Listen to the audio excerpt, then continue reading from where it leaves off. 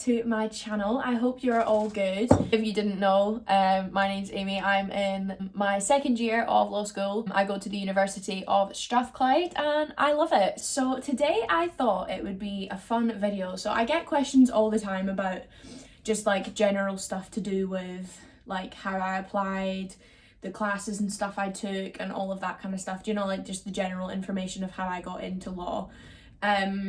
And I kind of reply to them here and there and like try and do as much as I can to answer the questions, but I feel like it would be so much easier if I just put all of the questions that you guys typically ask me in a video and just answer them all at once. So I figured I would go through the whole process of how I applied, how I got in, all of that kind of stuff, any tips and tricks or things I would do differently, all of that kind of stuff. So if any of that interests you, then stay tuned and I will go through everything. Okay, so starting back in, since I can kind of remember, it's like that stereotypical, like I've always wanted to be a lawyer. But like I genuinely have, like there's not been a point in time other than when I was like 10 and I wanted to be a dolphin trainer, that law is pretty much what I've always wanted to do. Now, don't get me wrong, when I was 14 it was probably because I watched a lot of Law and Order and that kind of took my fancy. So in fourth year is the fourth year of high school in Scotland, but I'm trying to think that would be like year 7, year 8, year 9, year 10, if that's when you start GCSEs, I'm not entirely sure, but fourth year in Scotland is when we do our Nat 5s. And I did kind of averagely in my Nat 5s, like it was the first exams you did, there was a lot of subjects, obviously 7 subjects is hefty, but my main priority was maths. So I suck at maths, like to the actual next level. English is my thing, maths is not. So it was never really anything. I found it so difficult. I didn't enjoy it. I didn't find it interesting at all. I just hated everything about it. So I passed, I got a C, thankfully, and then maths was out of my life for the foreseeable future because I just genuinely, it's such a no for me, like everything about it, I hate it. Anyway, so then when we came to fifth year, now fifth year is kind of like, sorry, my family WhatsApp group is going off. Fifth year is kind of like the crunch time, and fifth year is your first year of A-levels, because A-levels are 2 years, I'm pretty sure, don't quote me on that, but anyway, fifth year is kind of like crunch time for getting into uni. It's your 5 hires, like it's the important year. You need to look at the individual universities that you want to apply for and look at their requirements, because a lot of them will request subjects and request that you have a certain grade in whichever subject. So like law, I'm pretty sure was a B in English. I think it was higher English. So like you need to look and see what kinds of subjects they want you to have. So in fifth year I did English, so higher English, higher business, higher history, higher biology and higher music. Obviously English, history, like proper essay based hires. And then in sixth year I did philosophy, I did drama and I did PE. So both philosophy and drama, believe it or not, are essay based hires, because obviously with drama you're studying plays, you're doing that kind of thing, and your essay component of the class is all written, like you analyse plays and stuff like that. It's very similar to English in that respect. So I tailored most of my subjects towards essay based if I could, so I also wanted to make sure that I enjoyed them. So after sixth year I actually didn't go to uni the first year. I took a gap year, and in the gap year I did my swim teaching qualification. So I taught little kids how to swim, I taught special needs kids how to swim, I did like special needs classes, and honestly it was the best thing I ever did. I worked in the leisure centre, I did work on the reception, I worked in the pool with the kids, I travelled a lot. Like me and Callum went to Bali, Australia, I went to Mexico with Lucy, me and Callum went to Paris at Christmas. Like we did so many amazing things, and I feel like it's one of those things that law takes so long. Like you're a 4-year degree, a 1-year diploma, 2-year traineeship, and then you're qualified. And I was just like, I've done 3 years of intense exams. Do I really want to go straight into essentially a 7-year degree before I'm able to go into the workplace and kind of be on my own? And I felt that it was the best thing for me, that I could just kind of have some time, go into like professional world and work for a bit, make some money, see some cool places, like travel. I really enjoyed it, and I think if that's something that you feel like you're not quite ready to go to university, then don't. And yeah, I think it might not be for everyone. If you want to go straight in, then absolutely go for it. But I found that that was definitely the best decision I could have made.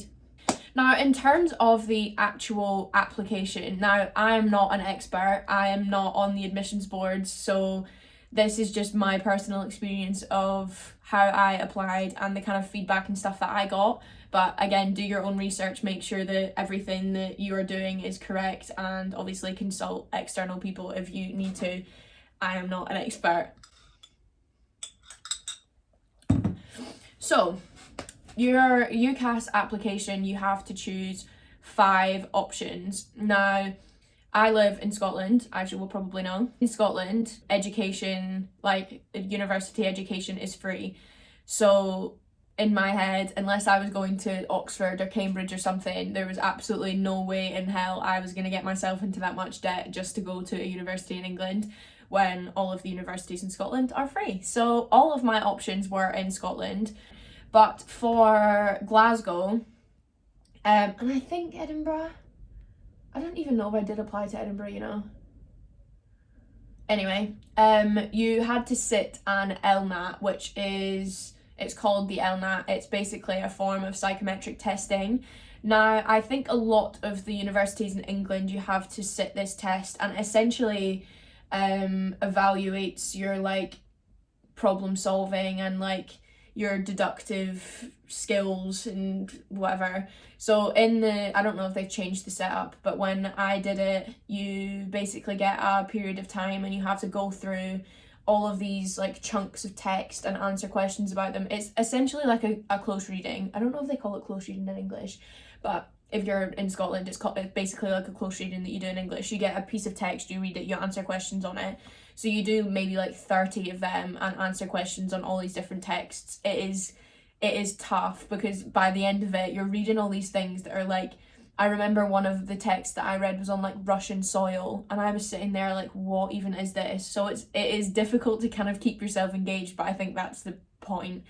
And then you have to write like a 500-word essay on like a totally random question. Like they give you like 4 essay topics and you don't get to research, you don't get to do any preparing. You just have to know kind of like general knowledge things and be able to kind of think on your feet and answer this question. Again, I don't know if all of the schools do that. Only 2 of the ones that I applied to needed that. So yeah, it's obviously dependent on the school you're applying to. Now the other thing you have to do when you're applying, which you do for every single degree, is a personal statement. What I did to make mine a bit different, so my first paragraph was basically about an area of the law that I found really interesting, but obviously I hadn't studied it yet, so it showed that I had done external research.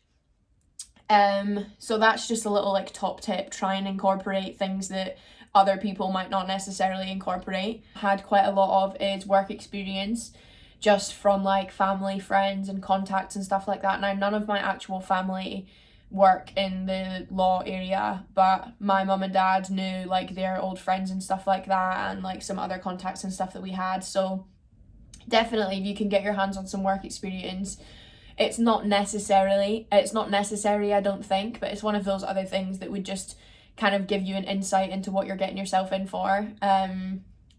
So yeah, I think that work experience can never hurt. It's only going to add to your application and help you. Now the kind of additional things that I had in my personal statement, I did Gold Duke of Edinburgh. Now I don't even know if that makes a difference anymore, but I guess it shows your like volunteering, your like commitment. So I took it the whole way, 4-day camping trip just for my personal statement. I also did a lot of music, so I had my like singing, like the like competitions and stuff that I competed in, the awards that I'd won, all that kind of stuff. I also played in our school netball team, who were quite competitive. We played in the Scottish Cup for like 6 years, and won a lot of the time. So I had a lot of those kind of like achievements. And I also played frisbee for Great Britain, so I had that on there too.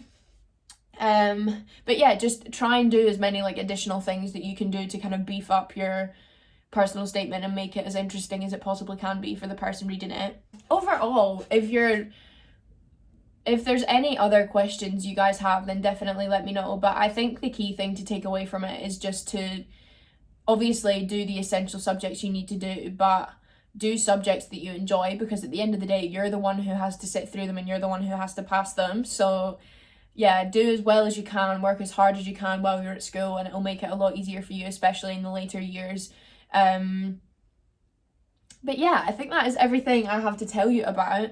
I can't think of anything else right now. I made myself a little list. If there is anything else that you guys want to know, then you can drop it in the comments and I can reply to you there, or you can drop me a DM over on Instagram. I'll put my @ here. I chat to you guys all the time over there and it's so fun. That is everything, so make sure to subscribe. It is so helpful for my channel. I'm so close to 10k, well, nearly. But I'm close to 10k, which is so exciting. So if you haven't, make sure to subscribe. Again, you can chat to me in the comments, and make sure to like this video because it's so helpful, and make sure to push my videos to other people and to ensure that you guys can keep watching my videos. So yeah, that is everything, and I will see you guys in my next video. Bye!